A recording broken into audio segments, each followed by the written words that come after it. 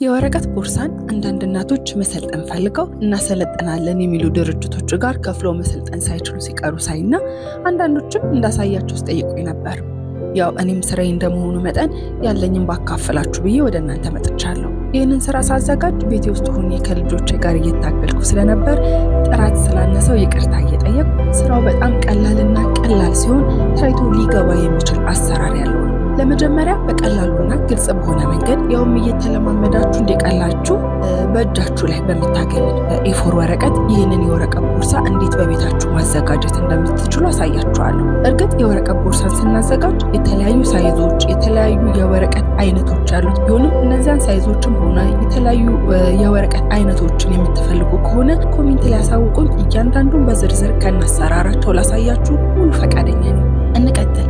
ስትጀምሩ ሁልጊዜም ከትንሽ ጀምሩ፣ ወይም ደግሞ ካላችሁ ነገር ጀምሩ። ሁሉም ነገር እስኪሟላ ወይም ምቹ እስኪሆን አትጠብቁ።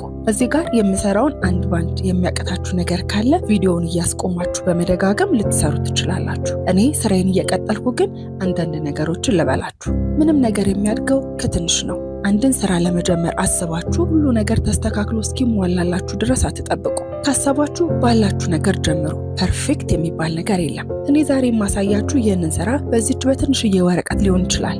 እናንተም ቢበላሽም እንኳ በትንሹ የጀመሩት በትንሹ ይበላሻል። እስከምትለምዱት ድረስ ግን ከራሳችሁ ጋር እስክታዋህዱ ድረስ አንድ ሁለት እያላችሁ ተነሱ። ስሜቱ ከውስጣችሁ እስካልጠፋ ድረስ የምታስቡበት ደረጃ ላይ መድረሳችሁ አይቀርም። ሌላው ነገሮችን አክብዳችሁ አትጀምሩት። ያከበዱት ነገር ይከብዳል፣ ያቀለሉትም ደግሞ እንደዚሁ ቀላል ይሆናል። ኔጌቲቭ አስተያየትን ከሚሰጧችሁ ሰዎች ዘንድ ራሳችሁን አርቁ። ቢሳካም እንኳን ይሄ እኮ ከባድ ነው፣ ብዙ ነገር ያስፈልጋል፣ እረ እንደዚህማ ሆኖ እንዴት ይቻላል ብለው ሊያጣጥሏችሁ ይችላሉ። ግን አትስሟቸው። ብትችሉ ከእንደዚህ አይነት ሰዎች ለመራቅ ሞክሩ። ሁሌም በቀናችሁ ላይ መልካም ነገርን ብቻ ከሚያወራችሁና ከሚያበረታችሁ ሰዎች ጋር ለማሳለፍ ሞክሩ። በጎነታቸው በራሱ እኛን እንድንበረታና እንድንጠነክር ያግዘናል። አያችሁ አይደል? ይህንን ያህል በጣም ቀላል ነው። እንግዲህ ነገሩ እንደምናስበው ከባድ አይደለም።